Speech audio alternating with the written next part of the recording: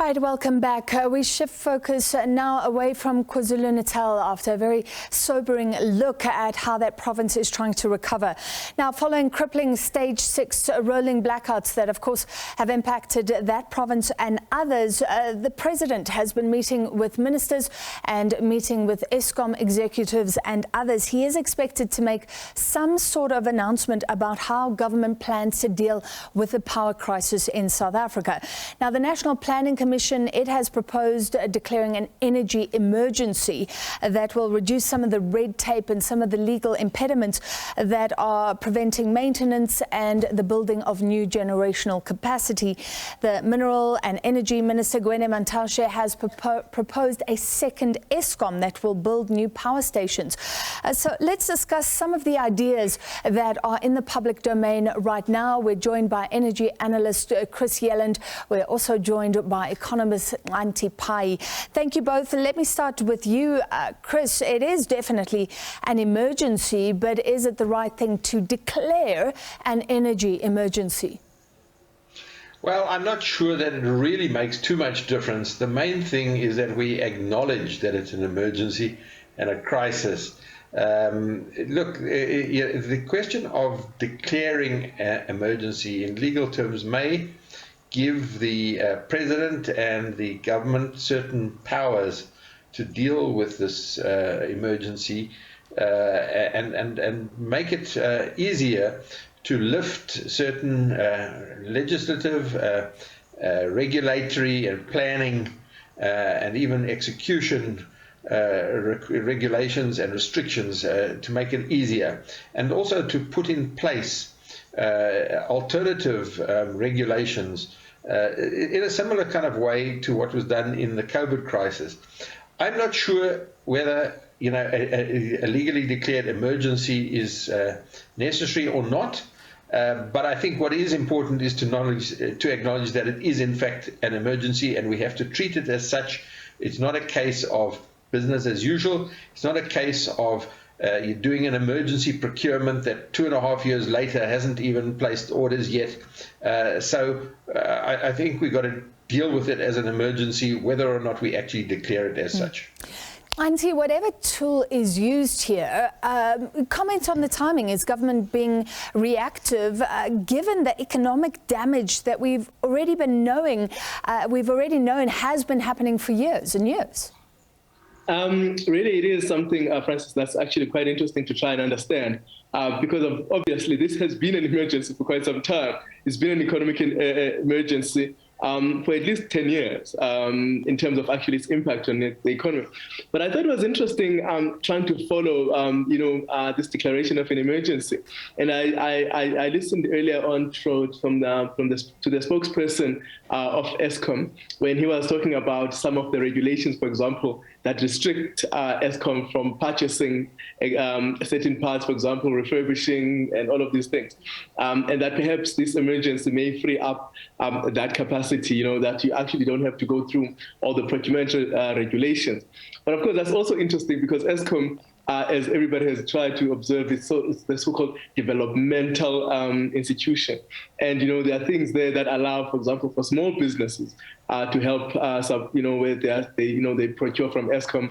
Of course, this may affect those businesses that depend on that. I think it's something that we've seen even through COVID, right? One of the big things about actually the suspending of regulations through COVID was the devastation it caused on smaller businesses that depended on some of that government procurement, because suddenly it went to certain people who were, bigger businesses who could be to go as cheap as possible. So I think it's actually an interesting part, because I suppose it opens the door to how our economy is structured, especially as it relates to working with big government institutions, and how that actually may change going forward as we try and do that. Just because I suppose one does not declare an emergency, learn from it, and then reverse, for example, in terms of those procurement regulations. So the CEO of Eskom told us last week that sometimes they have to issue 3 tenders for spare parts, knowing that there is only one supplier. He also said he had to write documentation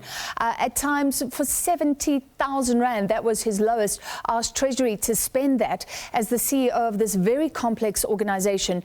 Chris, your comment on that, because there is this concern raised by Xhanti.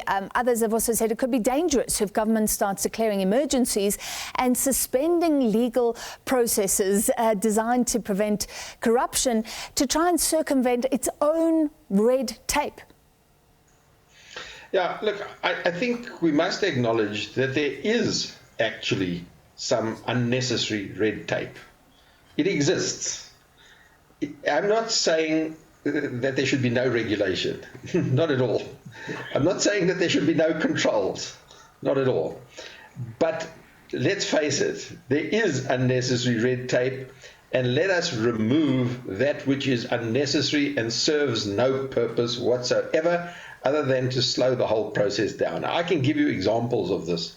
I can give you examples of, for example, the 100 megawatt limit above which you need a license is being gamed at the moment. And it's been gamed in a way that is not in the interests of South Africa. So, for example, you know, Eskom is leasing out these parcels of land so that 100 megawatts, and they've carefully arranged it so that every project will be 100 megawatts or less. That is not necessarily optimum in today's world. But because the regulation is there, that above that you need a license, now they're making suboptimal economic decisions in order to speed the process up. There is no rational reason why the limit is 100 megawatts or 75 megawatts or 50 megawatts or 500 megawatts. Yeah. It is completely arbitrary, and that is something that could be lifted to enable more optimum, quick solutions. And that's the kind of thing that I'm proposing, not to remove controls over unnecessary and wasteful expenditure. What do you make of the rationale, Chris, behind a second Eskom proposed by the Minerals and Energy Minister? I mean, if the first Eskom is saying it's ground to a halt and cannot do anything because of red tape, what would then be the point of a second Eskom? Yeah, I struggle to understand the rationale. You know, it just, for me, doesn't make any really good sense. If there is going to be a serious proposal, it needs to be very carefully thought through at the highest level and through a number of stakeholder engagements to really think it through. But to make such an announcement off the cuff, you know, at a South African Communist Party meeting, out of the blue, unexpected, unknown, unworkshopped, it kind of indicates to me that it hasn't been properly thought through. And I don't think it is realistic as a short-term solution in the next 2 to 3 years for South Africa. And frankly, I don't think it's really realistic as a long-term solution either. If we can't sort out Eskom and Transnet and South African Airways and SABC and Denel and a whole lot of state-owned enterprises, wow, we're going to start again with a new one. Now, I'm not sure that that's well thought through. I think there may be better alternatives. Xhanti, your comments on a potential second Eskom? I mean, really, I think, again, always the important question is what problem are we trying to solve? What's the question we are trying to answer with a second Eskom? It is not particularly clear to me. But I think one of the things that we also have to recognize, and I think this is something that is quite important, while we understand energy and Eskom are contributors to the economy, but energy production itself is an economic industry. And therefore, one of the important things that we have to do is to think through how you liberalize that so that we can bring in, more smaller businesses that can hire more people, more actually efficiencies, more competition in those ways that you actually allow yourself to think about growing this from actually what it contributes now to about 2% of the economy to where actually it goes up to 6% in other countries and more. And so this is an important part about how we even think about actually how we grow the economy itself, how we grow the pie. And I think in in some ways, we have really focused this thing into a utility problem, so that actually you could always say, let's actually build a utility. We're not trying to build a utility here. We are trying to actually provide energy and actually expand opportunity in the economy itself, and actually have more players and bring in small businesses. We want a vibrant economy, and energy is the one contributor to that. And I think it's actually interesting to me that actually, as we look at this problem, we keep going back to a utility issue. So we've had an Eskom problem for a long time, and everybody has kept saying, we don't have an Eskom problem, we have an energy problem. Now we've gone back to a utility problem, that if we put in another utility owned by government, we're going to actually release more. But what we want actually is that people are able, for example, to make sure that, if we are talking about coal production or renewables, if we are talking about transmission, if we are talking about parts that go into all these systems of producing energy, all of this work is actually done in such a way that actually we bring efficiencies, we grow the economy, and we actually create employment. I don't think that the question of a new utility answers that question. It's actually concerningly taking us backwards a bit. Yeah, I mean, the whole idea of the transmission company separating it out was that it could buy energy from anybody and everybody in the market, unleashing that investment potential. Let's chat again, gentlemen. I'm afraid we have run out of time. That was Energy Analyst Chris Yelland and economist Xhanti Payi.